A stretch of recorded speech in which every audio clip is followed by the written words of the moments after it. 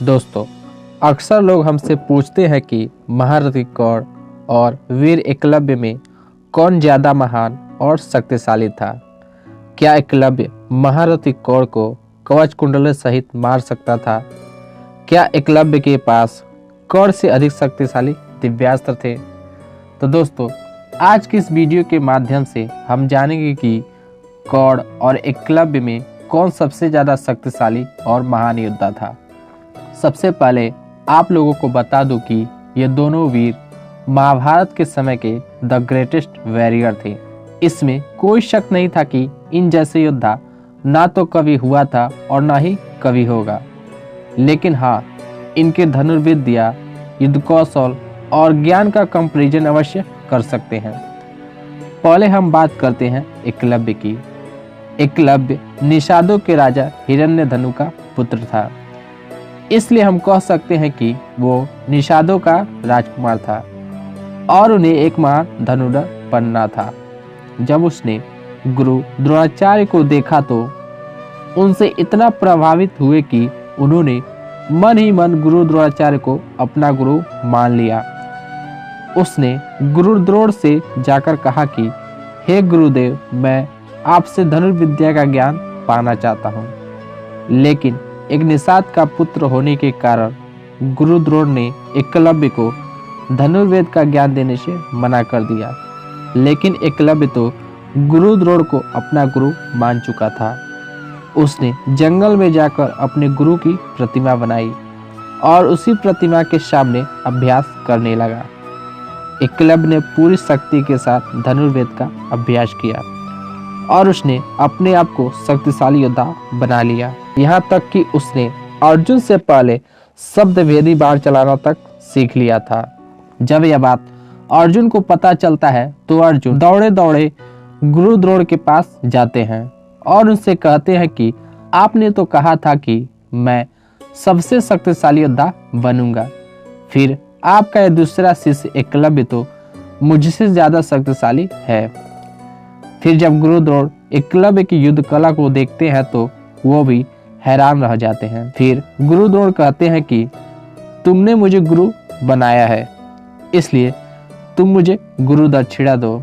तब एकलव्य कहता है कि आपको जो चाहिए वो मांग लो। इसी बात का फायदा उठा करके द्रोणाचार्य ने एकलव्य का अंगूठा मांग लिया। एकलव्य के अंगूठा कट जाने के बाद भी उन्होंने अपने 2 अंगुलियों से बाण चलाना सीख लिया था।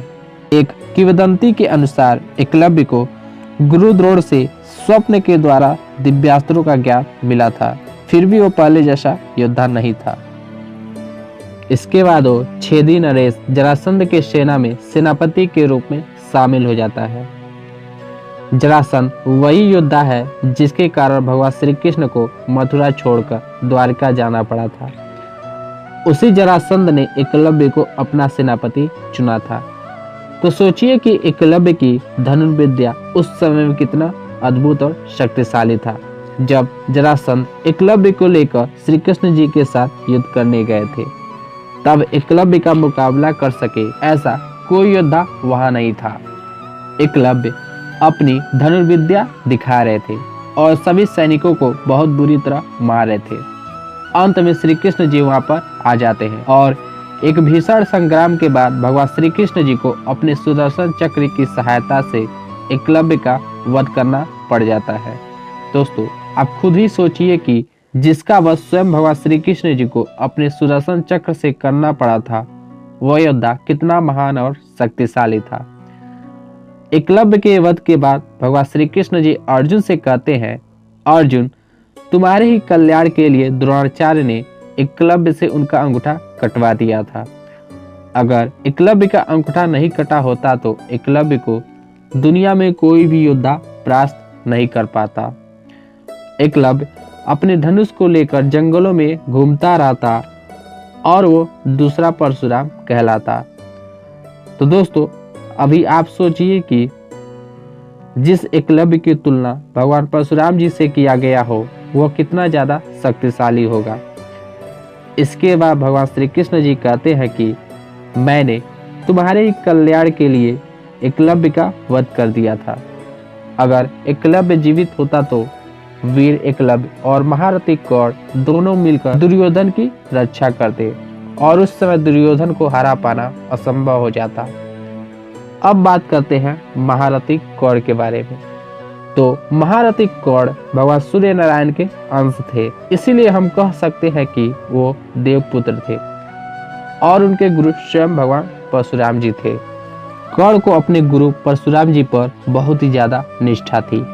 उन्होंने अपने गुरु की बहुत सेवा की थी, जिससे प्रसन्न होकर परशुराम जी ने अपने परशु को छोड़कर उन्हें एक एक करके सभी प्रकार के दिव्यास्त्रों का ज्ञान दिया था, जिसमें भगवान शंकर जी का दिव्यास्त्र और भगवान ब्रह्मा जी के सभी दिव्यास्त्र शामिल थे और साथ ही गुरु परशुराम जी द्वारा निर्मित अजय भार्गवा अस्त्र भी था। इस अस्त्र को भगवान परशुराम जी ने केवल कर्ण को ही दिया था। यही वो दिव्यास्त्र है जिसके डर से अर्जुन रणभूमि छोड़कर भागने को मजबूर हो गए थे। इसके अलावा भगवान परशुराम जी ने उन्हें अपना दिव्य विजय धनुष भी प्रदान किया था, जिसके होते हुए कर्ण अजय हो गए थे।